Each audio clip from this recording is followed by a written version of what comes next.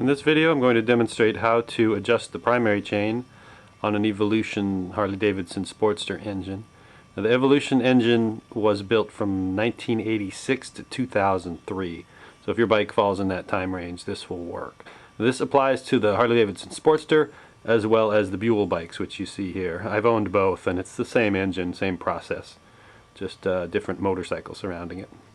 This little hole right here will allow you to see the primary chain.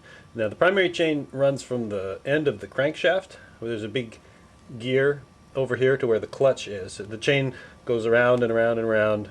Down here there's a little plastic plate that you can raise and lower to set the tension. And to take a peek at the chain, you just get your 5/32 inch Allen wrench, remove this inspection cover. There's a little rubber washer on here. You want to make sure that you don't lose that. It's reusable, you don't have to replace it. But if you lose it, you're going to have a leak. There's another one here.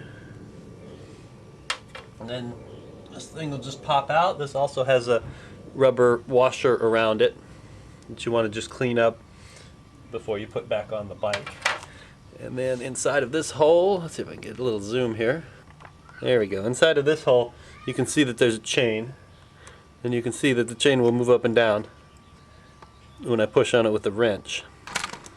Alright, this is the setup. Take a measuring tape, extend it up right next to the chain hole so that you can read the inches, and then take a screwdriver, lift the chain up and down, and test the deflection of the chain, which should be no more than ½ an inch when the engine is cold.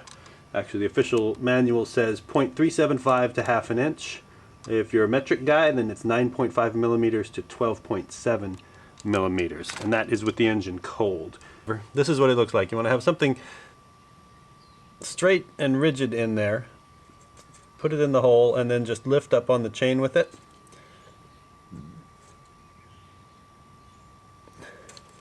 And that will give you a read on just exactly how much deflection you have. So I'm going to start it right here at the 4 mark, then lift it up, and from where my eyeball is, I'm at exactly ½ an inch, which is fantastic. I don't want to run it too tight. I had a bike where the dealer adjusted it with no play in it and it ruined my clutch. So that's why I do it myself now, and that's why I like to set it to ½ an inch and just check it regularly. They don't really stretch much, especially if you have an 883 or a bike that doesn't put out much power. This one puts out 91 horsepower, so I'm going to check it more often on this one. But we're not done. I've checked it in one place, but it's possible that the chain is stretched in some places and tighter in others. And if that's the case, you want to rotate your engine around. So I'm going to rotate my engine. And then I'm going to measure it again.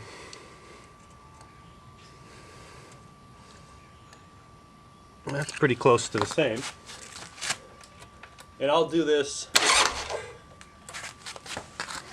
yeah, you want to do this 4 or 5 times at least. Now that's a little bit looser.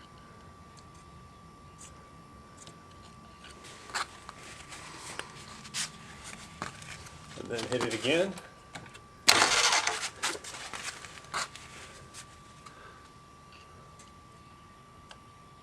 That's a little tighter. So I'm happy with where it is right now. It's right at about ½ an inch, so I'm going to leave it alone. But I will show you where the adjuster is and how to adjust it if you need to.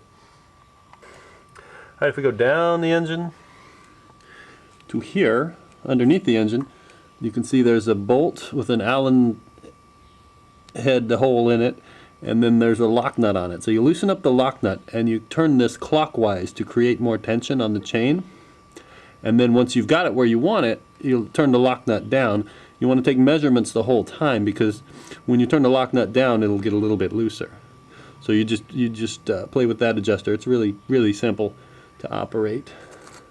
This is where the Buell people have a little more of a pain than the Sportster people. Sportster people, there's nothing underneath the engine here. It's just space. So you just stick your Allen wrench right in there and adjust it and be done with it in 5 minutes. On the Buell, they've put this ingenious muffler on here, which I love the sound of it, and I love the way it works, and I love the concept of low unsprung weight. So I'm not anti-Buell by any means. I think it's fantastic, but the Allen wrench will not clear the muffler. So you either have to build some kind of specialized tool or take the muffler off.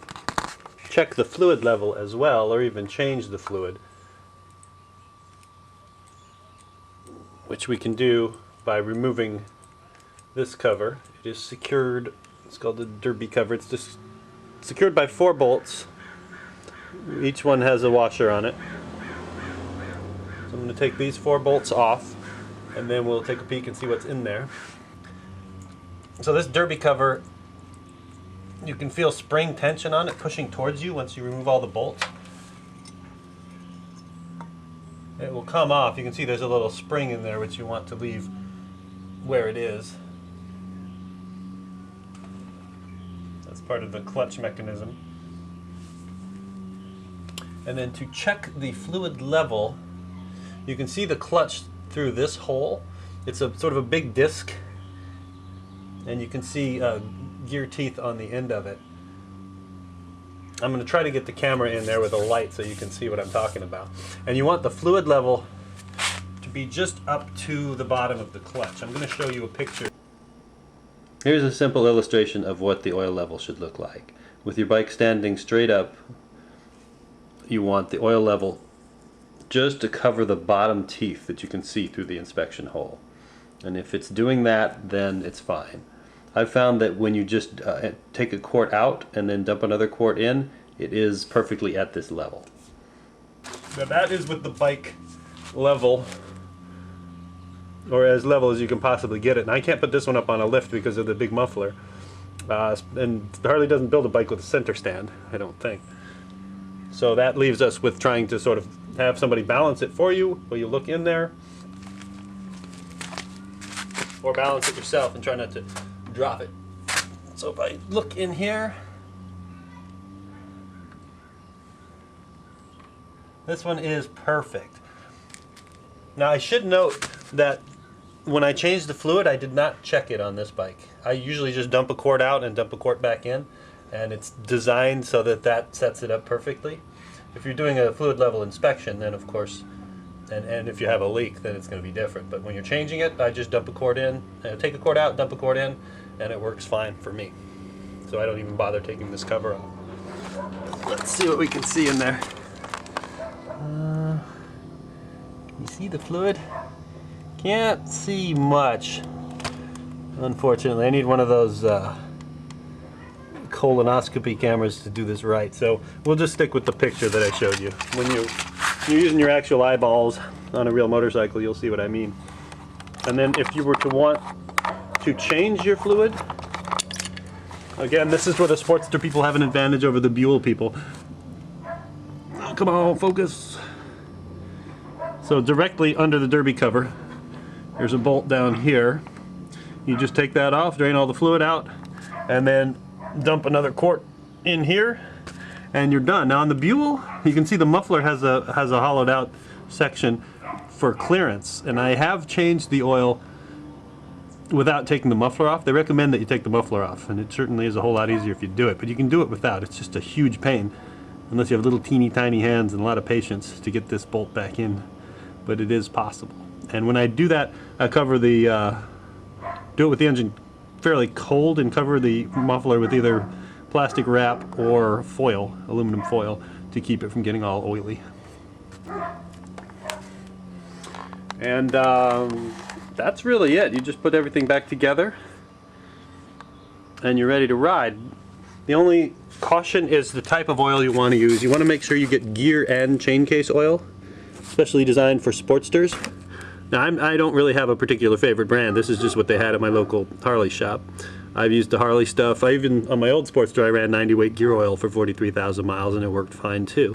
You want to make sure it's gear and chain case oil because the transmission and the clutch and the primary all share the same oil. Whereas on a bike like that, which is also, it's an Evolution Big Twin engine, on that one it has a separate gearbox and a separate primary case, so the oil doesn't have to lubricate the gearbox, it just lubricates the primary. So they've come up with a different kind of oil for the Big Twins, and you just want to make sure it says primary oil for Big Twins. If you have a bike that looks like that, if you have a bike that looks like this, then you want to go with the something that's specially designed for Sportsters, which is gear and chain case oil. And that's that. Happy riding.